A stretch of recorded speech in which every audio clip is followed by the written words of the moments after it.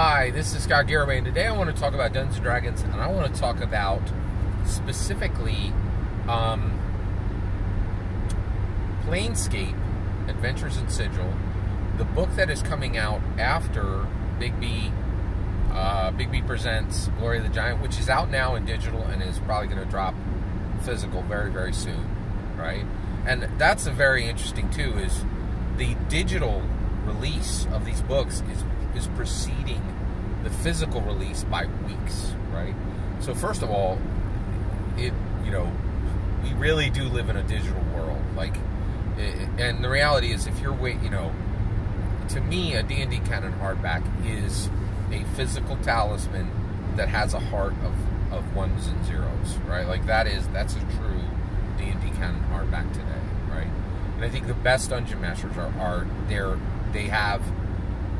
they have Dungeons & Dragons books that are physical to capture the history, right? Like, we know this, right? Like, Hasbro is like any global corporation. They're going to change digital content. And there's no company in the world that won't change digital content. It's just a fact, right?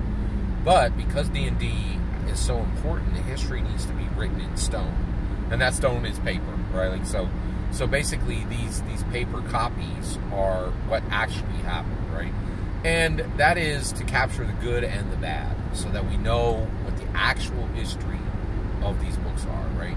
And we use the word canon for a reason, right? Like, canon is used specifically for products that have extremely extensive, important lore that people care about, and spiritual texts, literally sacred texts, right? Canon, C-A-N-O-N. It's extremely important, right? So Planescape, Adventures in Sigil, I want to talk about this today, and I want to talk about what this book coming out in its specific physical form means, right? Because it's coming out in a specific physical form, and I think that has very distinct meaning, and we can learn a lot from it, okay? So first of all, let's talk about Planescape, Planescape Adventures in Sigil, right? So first of all, what is its physical form going to be? It is going to be exactly the same format as Spelljammer, right? 4 components in a gorgeous, perfect slipcase, right? And I honestly believe this is fundamentally setting the groundwork for the most high-end,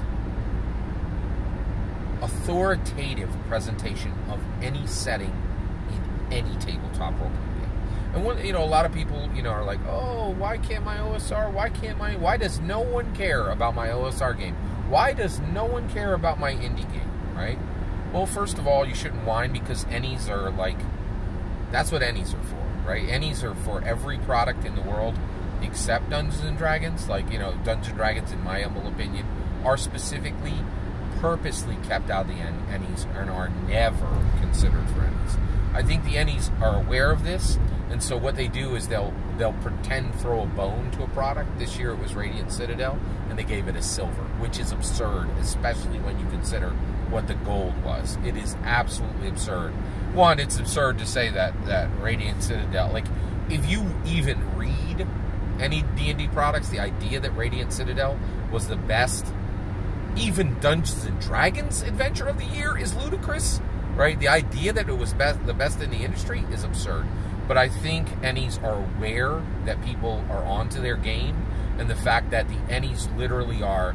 The ENnies are I think what the ENnies really are is it's like the Emmys, right? They're like, oh, OSR and Indie are small screen, and D&D is silver screen, right?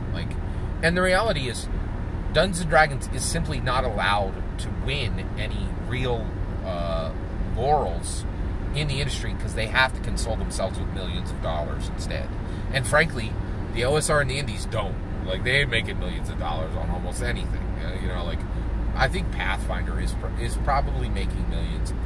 Maybe Modiphius has a few games. I'm not sure. Anything else in the OSR or the Indies are putting up millions of profit.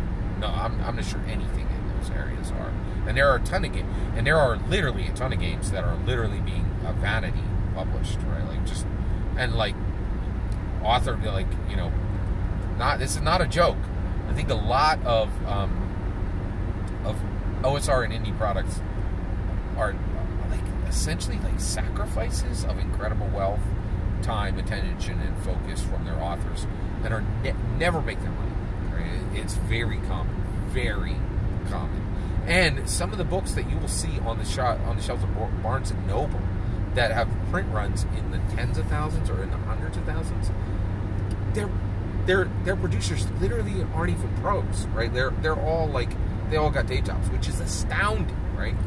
So, all right, let me stay focused here. I want to talk about this Planescape Adventures in Sigil and the shape of it. So, it is going to be a slipcase. It is going, and then let's use one word each. It's going to be a guide, a world guide, right? A realm guide, right? It's going to give us a guide to the realm of Planescape, right? Then there's going to be a bestiary, right? So that's going to be a monster manual specific to Planescape, right? And then last, there is going to be a this is good. Last, there is going to be an adventure, right? And these are separate books, and this is fantastic. And we know this is fantastic because Spelljammer did it first, right? Oh, and then finally, we get a Dungeon Master specific screen that is specific to that world, to Planescape. That is truly astounding, right? Like, and what's really important about this is we now know that Spelljammer was a success, right? We don't get sales numbers for any modern product, right? And I think there's good reasons for that. I think one, castigation, right? Like, so basically, Hasbro is under castigation for every single move they make. It does, like, you know, Seth Skorkowski was like, I feel like there's a rule that every 3 months, you know, Hasbro has to do something to offend people. And I'm like, and I put my Twitter mark there. It's not that every 3 months Hasbro has to do something, you know, to offend people. It's that every 3 months people get offended at Hasbro. It doesn't matter what they do, right? Which is more likely, that Hasbro is on drumbeat rhythm doing something to offend people every 3 months, or that every 3 months somebody on the internet is getting offended, and then that is being read as offense, as Hasbro creating an offensive action, right? So I really think the pattern is every 3 months somebody on the internet gets offended, right? And everybody's like, oh, Hasbro did something offensive. No. Every 3 months somebody gets offended at Hasbro. It's not Hasbro doing something offensive, right? There is a pattern. Make sure you get it right. So what I think is really interesting is, so everybody, you know, all the OSR and the indies had the same complaint. They're like, oh, the Spelljammer books were not good. They didn't put in, one, they didn't make it like in 1984. Where's my 300 pages of lore that only one Dungeon Master will read and no one else will read? How come they didn't do it exactly like 1984? And also, why did I get, you know, 15 books about Spelljammer rather than just one product, right? Why isn't it 1984? Like, and that's the real, that is the, you know, and it's already started. Comic book, the character sheet on comicbook.com is like, oh no, you know, here comes Planescape. It's going to be the same shape as Spelljammer, which means it'll be missing some parts, right? And yes, 100% correct. Like, Planescape had like 20 products in the older editions. This is going to be one product, right? And why is it going to be one product? Because they got stuff to do, man. Like, they got a million. They have so many settings to present, right? And to build and to extend, right? And so the realities, and beyond this, they are wise, right? The actual shape of the product that is being requested by CharacterSheet.com and being complained about and whined over by every OSR and indie reviewer who can reach their microphone to do a YouTube video. Oh, why is it 1984? Why doesn't this product look like it did 30 years ago? Oh, I can tell you the answer. Because they went out a bit, because it literally drove the numbers into the ground. They were building product platforms that were not sustainable profitably, right? So now Hasbro is looking at it and saying, okay, listen, we're going to go claim Planescape. We're going to tell everybody this isn't Orient Adventures. This is a load-bearing wall as a Dungeons & Dragons setting. We want Planescape here. Let's set it into place, right? Sorry, Radiant Citadel. You know this does exactly what your product does, right?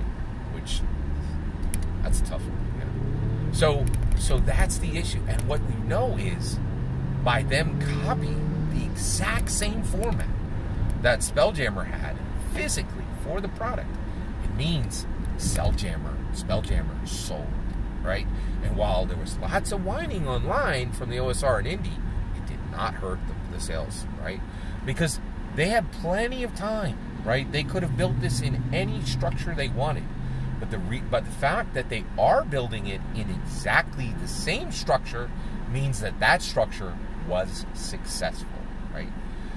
The only question is why they didn't. And here's the issue. I do think that going forward, this is the best possible model. This is the best possible model we could be getting for Dungeons & Dragons settings, right? This is a very strong model, right? For a physical product, right? Because Dragonlance Shadow of the Dragon Queen was just one 256-page book, right? And the reality is there's an adventure in there, but when the DM's running that adventure, he can't let people look at their backgrounds, right? And other people who are using, we're going to shapeshift into a beast that can be found in, or into a monster that is listed as a monster stat in Dragonlance Shadow of the Dragon Queen. The book literally cannot be there can't be 4 people holding that product and doing something significant with those books. It is a much, much, much better model than the Dragonlance model of one 256-page hardback, right? And it makes a setting feel special and unique and really luxurious, right? Like it has room to spread out, right? Now, what is interesting is there is one change on the Planescape books from the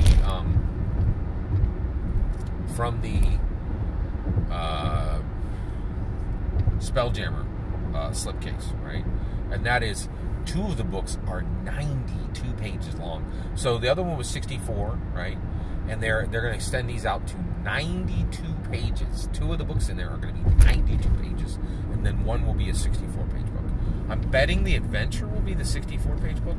I absolutely love 64-page hardbacks, and the 92 will be great.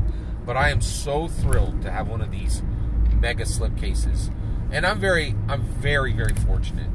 I actually I have the Spelljammer slipcase. I actually have the 4th edition slipcase, and I will soon have the Planescape slipcase, and that is really exciting and really awesome, and I'm extremely excited about it. So it is and here's the entire point of this video. Planescape Adventures in Sigil being in exactly the same product form as Spelljammer and not in the same product form as Dragonlance Shadow of the Dragon Queen, both of those were setting books, right? Means that the reality is Spelljammer was 100% successful despite complaints about it, right? And it also means that the OSR and Indie can whine all they want. It's not going to affect what Wizards of the Coast does, what Hasbro does. And for that, I applaud their courage. Every single word of that is my humble opinion. What's important is when I get to hear your humble opinion, when you get in the comments and send your traffic. Please consider liking and subscribing, and have a wonderful millennium.